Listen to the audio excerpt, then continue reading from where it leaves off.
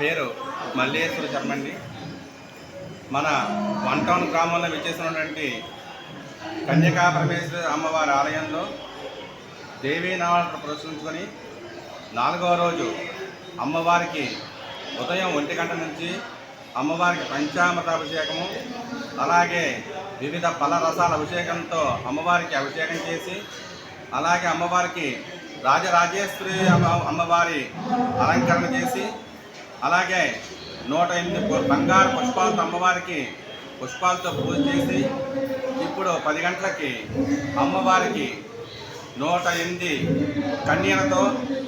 కన్యల పూజలు చేయించడం జరుగుతుంది.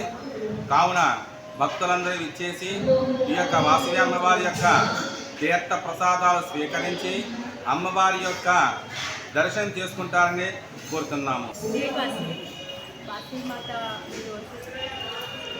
కన్యకా పరమేశ్వరి వన్ టౌన్లోని వాసవి మాత కూడా ఈరోజు హ్యాండ్పిల్లల పూజ. రోజు కూడా నవరాత్రుల్లో కూడా ప్రతిరోజు కూడా అమ్మవారి అలంకరణ, ఈరోజు రాజరాజేశ్వరి అలంకరణ చాలా వైభవంగా చేశారండి. అలంకరణ ఏంటి, పిల్లలు కనకలతో పూజ చేయించడం ఏంటి, ఇవన్నీ కూడా మాట్లాడండి. చెప్పండి, ఫస్ట్ నుంచి చెప్పండి. జై వాసవి వాసవి కన్యకా పరమేశ్వరి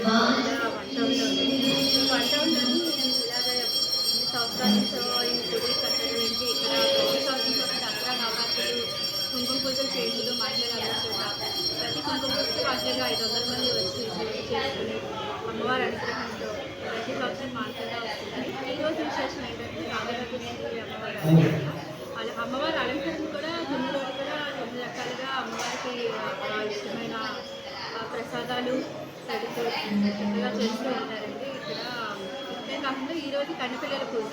కన్నెపిల్లల పూజ అంటే పెళ్లి కాని పిల్లలకి. ఈ విషయంలో మన సరస్వతి పూజకి ఎలాగా అందులో కూడా పిల్లలు ఎంతో ఆనందంగా ఎలా వస్తారు, ఆ పూజ కన్నెపిల్లల పూజ.